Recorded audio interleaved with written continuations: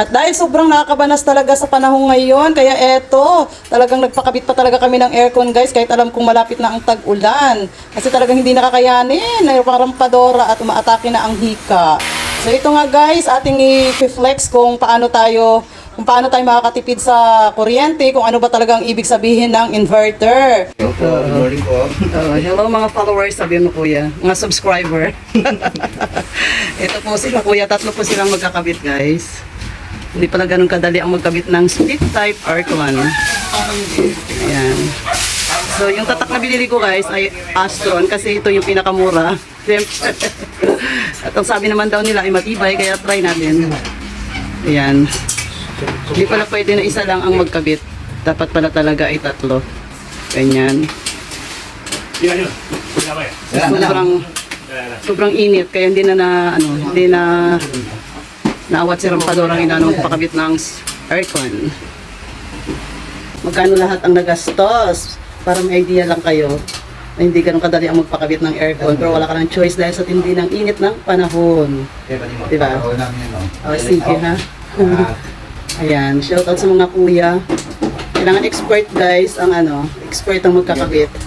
So bali split type ang aking pinakabit guys, Astron ang tatak at 2 horsepower na binili namin kasi ito ay ilalagay namin sa sala. So connected na siya doon sa aking kwarto para isang gamitan na lang. Hindi na kami kailangan mag-electric pan. Hindi pala ganun kadali guys ang pagkabit ng split type kasi yung outdoor motor niya ay sa labas pala ilalagay at yun ay pinalagay ko sa bubong para safe. Ayan siya.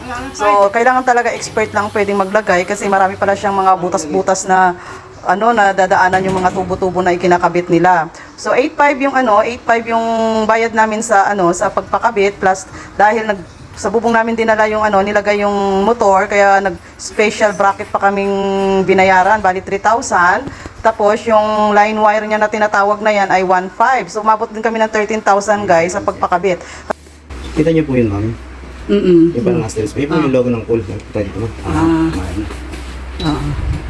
Yun po yung logo ng cool, ma'am. Okay. Ngayon, pagka hindi nyo naramdaman yung lamig, may mga option po kasi yan. Auto, cold, dry, heat, yung mga ganun. Minsan kasi discussion na pipindot, nawawala yung lamig. Okay. Ngayon, ma'am, hanapin nyo lang po siya dito sa move. Dyan sa move, ang cool. Opo, sa move na yan. Okay. Tapos, ma'am, ito po yung temperature niya. Mas babang number, mas malamig. 16, sagat po yan, ma'am. Ang 16 ay Opo. malamig. Much better, ma'am, kung pagka ganito pong ma'am, living area. Siguro, depende rin po sa inyo. Kasi kung hihinaan nyo po temperature niyan, matagal niyang mamimit yung area. Eh kasi ma'am, pagka ganyan po nakasakit ma'am, madali niya pong mamimit yung area. Kaya po kasing inverter ma'am, pag namit niya na po yung buong area, nag-automatic shutdown po yung compressor sa may labas. Tapos ito po yung ma'am, temperature po. Kung gusto niyo pong itaas ma'am, ito po. Okay. Tapos ang fan speed niya po ma'am, ito nakasagad din po. Ito lang po ma'am, fan. Okay. 1, 2, 3. Ako mo ma'am, sa akin po ma'am, mas maganda pong sinasagad ko rin yung fan speed para madali pong mapadili ko sa inyo yung lamig. Okay. Ngayon po. Paano yung electric fan na sinasabi nila? Ngayon ma'am, kung medyo malamig na po, yung diretso na po yung buong area, pwede naman po kayo magbawas ng temperature at yung fan speed. So paano magbawas? Pataas naman siya? Tataasan nyo lang po ma'am yung temperature. Okay. Anong pinakamataas niyan? 20? Nasa 30 po something. 30. Tapos ito po ma'am, yung niya, swing. Lower swing ma'am. Ito po, yung up and down na pataas. Okay. Kung sa pinindot nyo po ma'am, ayan, automatic Bababa. Automatic siya, babataas. Tapos yung left and right po, ito naman po yun. Oo, para ano naman yan? Sa pinindot nyo po ma'am, automatic din po yan, left and right. Yung parang nasa loob na yun? Yung naka-vertical po ma'am. Okay. Ayun lang po ma'am. Ito naman po yung kung ano po yung settings sa pagpatay nyo, ganun din po yan pag binuhay nyo. Okay. Tapos ma'am, kung saan nyo po gusto nakatapat yung lower na yan, pindutin nyo lang po ulit ng ganun. Tapos ma'am, yung sa may vertical niya, kung saan nyo po gusto nakatapat, pindutin nyo lang din po ulit. Ganun lang po ma'am. Lamig lamig na kagad. Naman halimbawa 25, mabagal yung Mabagal po yung bagal. ma-reach ng lamig. So pag mabagal, mas matagal ang takbo ng kuryente, tama? Pero mas tipid po sa kuryente pagka mahina po yung temperature natin. Mas Okay. tipid po sa kuryente. Nga lang po, parang ganun din po nangyayari. Kasi yung malaking area, hinahabol po ng mahinang temperature. So takbo lang po ng takbo na yung compressor natin. Bago po niya ma-reach yung area, wala, nakakonsumo na rin fuel na. So ayun na nga guys, tapos na. Naipwesto na ng maayos ang aming outdoor motor sa bubong ng aming bahay. Ayan, di ba? Kasi pag doon pa ilagay sa harapan, masyado nang sagabal doon kasi siksikan. Kaya mas maganda kung sa bubong na siya ilagay. Safe naman siya guys kasi matibay naman yung bracket na kanilang ginawa. Ito pala yung sa akin guys, hindi siya nakapackage doon sa iTech.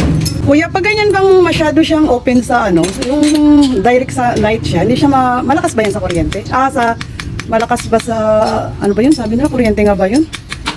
Ano yun, ma'am? Design po talaga yun, ma'am, rain or shine. Isa mga building, ma'am, diba, sa taas ng ano.